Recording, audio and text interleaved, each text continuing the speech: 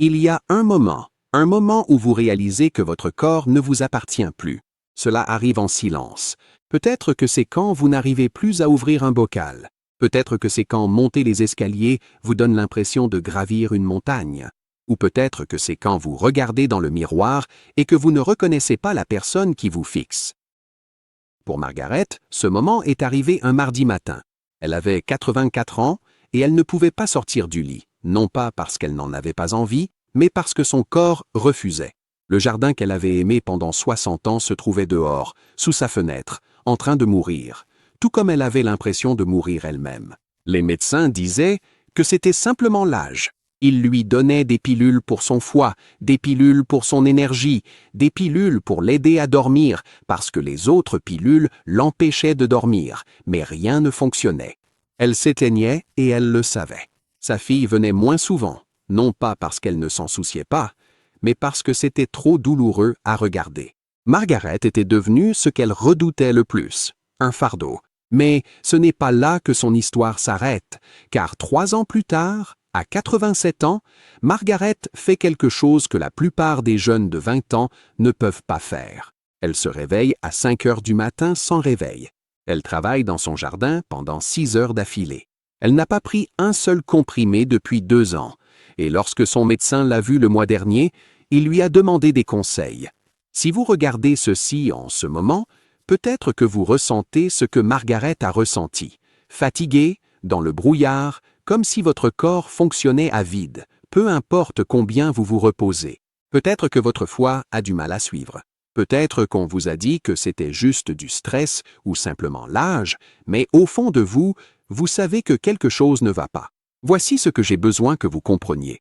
Ce qui est arrivé à Margaret n'était ni magique, ni dû à la chance, ni coûteux. C'était une vérité simple que la médecine moderne a oubliée, une vérité qui vit dans la terre, dans les racines, dans le rythme même de la nature. À la fin de cette vidéo, vous saurez exactement ce que Margaret a fait, sa routine quotidienne, les aliments, la pratique oubliée qui lui a sauvé la vie.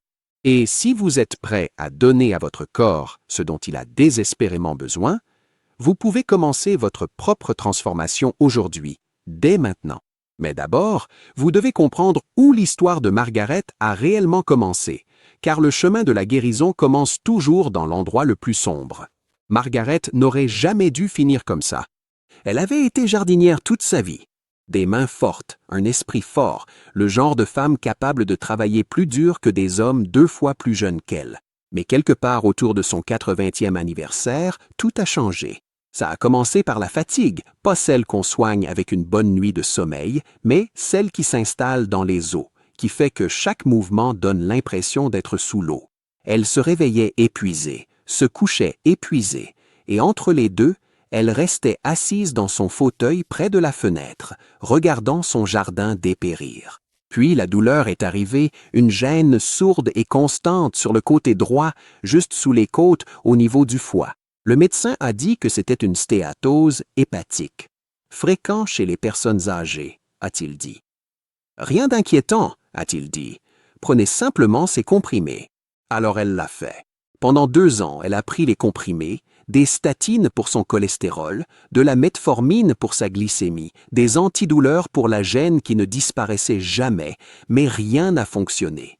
Elle s'éteignait et elle le savait. Sa fille, Claire, venait la voir tous les jours, non pas pour parler, mais pour vérifier, pour s'assurer que Margaret était toujours là.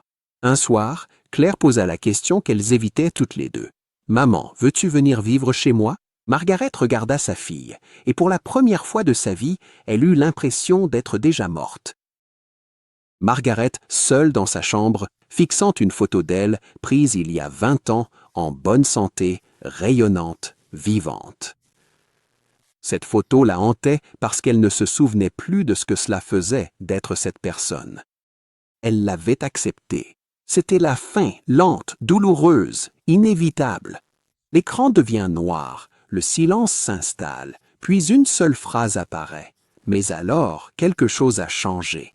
C'était un samedi matin d'avril. Margaret était assise dans son fauteuil, le même fauteuil où elle s'asseyait depuis 2 ans, lorsque son voisin, un vieil homme nommé Thomas, frappa à sa porte. Thomas avait 90 ans, mais il ne les faisait pas, ne bougeait pas comme tel, ne se sentait pas comme tel. Margaret ne l'avait pas vu depuis des mois, et lorsqu'il entra, elle n'en crut pas ses yeux. Thomas posa le panier et s'assit en face de Margaret. Le contraste entre eux était saisissant. Thomas se pencha en avant, les yeux sérieux mais bienveillants. « Margaret, tu as l'air fatiguée. »« Je suis fatigué, Thomas. Tout le temps. »« Moi aussi, il y a 5 ans. Je pouvais à peine marcher jusqu'à ma boîte aux lettres. » Margaret fixait cet homme qui avait l'air capable de courir un marathon. « Que t'est-il arrivé ?» Thomas sourit, sortit de sa poche un petit carnet usé. « Ma grand-mère m'a appris quelque chose dont les médecins ne parlent plus aujourd'hui. » Les yeux se ferment sur un visage fatigué et vieilli aperçu dans un miroir. Un soupir, le reflet détourne le regard. Sa grand-mère avait été une guérisseuse, pas une médecin, une guérisseuse, à une époque d'avant les pharmacies, avant les ordonnances.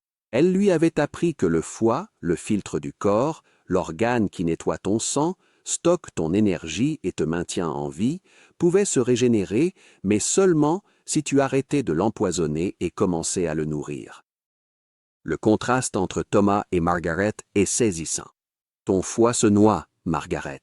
Il se noie dans les toxines, les produits chimiques, la nourriture industrielle, le stress et les médicaments qui étaient censés t'aider, mais qui n'ont fait qu'empirer les choses. Alors, que dois-je faire ? Thomas fit glisser le carnet sur la table. Tu lui donnes ce qu'il réclame depuis si longtemps et tu te sentiras revivre. Je te le promets. Margaret prit le carnet, les mains tremblantes, non pas de faiblesse cette fois, mais d'espoir. Dans la cuisine de Margaret, une semaine plus tard, elle prépare sa première routine de nettoyage du foie. Des gestes lents, délibérés. Margaret n'y croyait pas, mais elle n'avait plus rien à perdre. Alors elle suivit les instructions de la grand-mère de Thomas, étape par étape, jour après jour. Et ce qui se produisit ensuite changea tout. Carton titre, la routine quotidienne de renouvellement du foie. Dans la cuisine de Margaret, une semaine plus tard, elle prépare sa première routine de nettoyage du foie. Des gestes lents, délibérés. Margaret n'y croyait pas, mais elle n'avait plus rien à perdre. Alors elle suivit les instructions de la grand-mère de Thomas, étape par étape, jour après jour, et ce qui se produisit ensuite changea tout. Chaque matin, avant toute chose, Margaret buvait de l'eau tiède citronnée avec du curcuma. Ça paraît simple, non? Mais voici ce qui se passait à l'intérieur de son corps. Le jus de citron stimule la production de bile. La bile est le moyen qu'a votre foie pour éliminer les toxines. Le curcuma contient de la curcumine, un composé qui réduit l'inflammation et aide à réparer les cellules du foie. Ensemble, ils réveillent votre foie. Ils lui disent « Il est temps de faire le ménage ». Margaret a bu cela chaque matin pendant 90 jours, et dès le 10e jour, elle a remarqué quelque chose. Ses yeux étaient plus brillants. Étape 2. Les légumes amers. Thomas lui a dit quelque chose qui l'a choqué. Les aliments qui ont le pire goût sont ceux que votre foie aime le plus. Légumes amers, pissenlit, roquette, moutarde. Les composés amers activent les voies de détoxification de votre foie. Ils indiquent à votre foie de produire plus d'enzymes, des enzymes qui décomposent les graisses, filtrent les toxines et régénèrent les cellules endommagées. Margaret mangeait une poignée de légumes amers chaque jour, crus, en salade, dans des smoothies, et en 3 semaines, sa douleur au côté avait disparu. Étape 3. La graisse interdite. Pendant des années, on avait dit à Margaret d'éviter la graisse. La graisse est mauvaise pour votre foie, disaient les médecins. Mais la grand-mère de Thomas savait autre chose.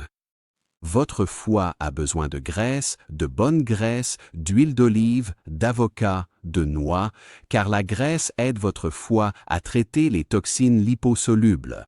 Elle lubrifie vos canaux biliaires.